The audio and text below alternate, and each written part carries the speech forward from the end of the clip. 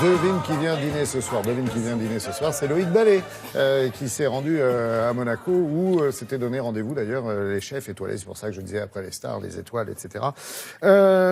Pourquoi Monaco? Tiens, c'est rigolo parce qu'il y avait un sommet international. Non, national seulement. Le grand chef. Si, international. Oui. Vraiment, c'est un vrai sommet international. Ouais. C'est assez marrant parce que finalement, bon, il y a Davos pour l'économie et finalement, alors, il y a beaucoup de chefs en France étoilés.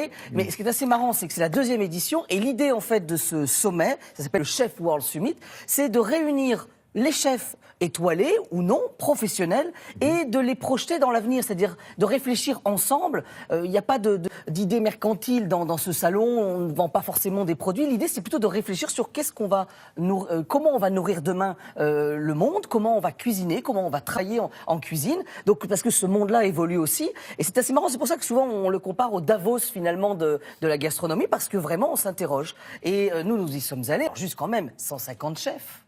Ah ouais. 132 étoiles sous le capot. Donc là, c'était là, je peux vous dire que j'ai général de brigade. Général de brigade. Ah bah oui, au moins. Regardez. C'est bon ça, brigade.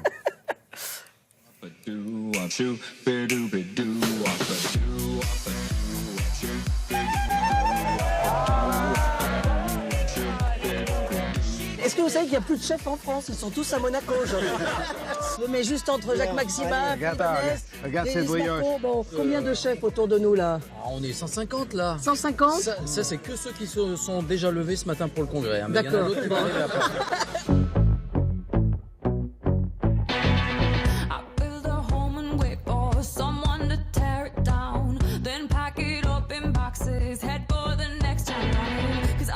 Et alors là, interview triporteur. Je suis pas sûr qu'on l'ait déjà fait, ça. Hein. Pourquoi, en fait, Célia, avoir créé une association de producteurs et de restaurateurs? C'était devenu nécessaire? Oui, malheureusement, c'était devenu nécessaire. On est un pays où on a une gastronomie riche.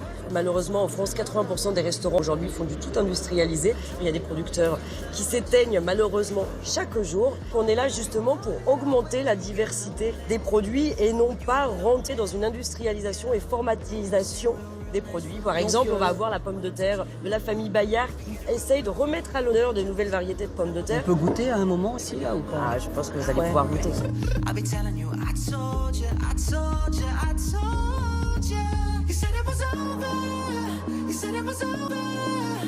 Monseigneur, vous avez vu, on est venu avec un triporteur qui, depuis des années, a les couleurs monégasques. Mais c'est formidable, je vous remercie d'ailleurs, c'est pas pour ça. Aujourd'hui, on est dans un congrès international qui se veut un petit peu comme le Davos de la gastronomie. On a le sentiment qu'il y a une concentration d'étoilés au mètre carré qui est incroyable ici quand même, non? Si on veut parler d'excellence, ça se conjugue aussi dans la gastronomie et dans l'hôtellerie et dans les arts de la table et dans la façon de recevoir nos amis. Je crois que tous les efforts qui sont faits de penser l'alimentation autrement, de penser aux sources les plus durables possibles, de manger localement, de manger des produits de saison. Tout ça, ça rentre dans le même objectif, c'est pour notre développement à nous humains et pour le futur. Merci, Monseigneur. Merci. Bon, il est beau, hein? Ah, il est très beau. Oui, on ne change pas les couleurs, hein? Ah non, s'il vous plaît.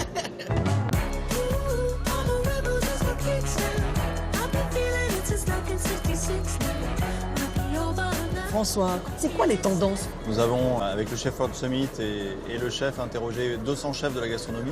On voit beaucoup d'intérêt aujourd'hui pour les produits locaux, 9 sur 10 qui se disent j'ai vraiment envie de travailler plus les produits locaux, les produits végétaux avec les algues, le pollen. Ces gens-là vont donner les tendances pour plus tard? C'est eux qui donnent les tendances, qui sont les premiers à impulser des mouvements. Et par exemple, aujourd'hui, dans les mouvements sens super intéressants, c'est qu'on voit ce qu'on appelle le trash cooking dans un mauvais anglais, mais qui est comment aujourd'hui les chefs se disent je cuisine l'ensemble d'un produit pour... plus de déchets. C'est du développement durable appliqué à la cuisine, à la restauration. On va continuer de manger demain. On va continuer de manger de bonnes choses, notamment en France. Bravo Loïc, non seulement vous parlez au prince, mais en plus vous lui parlez de restauration. Oui. Magnifique. Il y a un classement alors de ces chefs. 3 étoiles. 3 étoiles. Merci Patrick. Alors il y a un classement qui a été publié, qui est publié chaque année, qui maintenant prend son rendez-vous justement à ce sommet. C'est le classement d'un très grand magazine de la profession, qui est très suivi. Et regardez, on l'a normalement là en image. Voilà. On a les 10 premiers chefs et le premier c'est quand même Michel Troisgros. Chef élu par ses pairs, parce que l'idée c'est que ce magazine interroge les chefs étoilés et il leur demande quel est pour vous le chef de l'année. Voilà. Et entre nous rapidement, on mangera quoi demain alors alors ça c'est assez marrant parce que l'analyse elle est assez forte, c'est de se dire qu'on va manger du pollen, des algues. Ça ce sont les nouveaux aliments qui inspirent les chefs étoilés. Et l'idée c'est que c'est comme en haute couture, c'est-à-dire qu'il y a une impulsion qui est faite par les 3 étoiles, 2 étoiles et puis après petit à petit ça va arriver jusqu'à nous. Qui survivra verra. Merci, on se retrouve tout à l'heure juste après le journal. Oui, c'est magnifique. Journal et météo.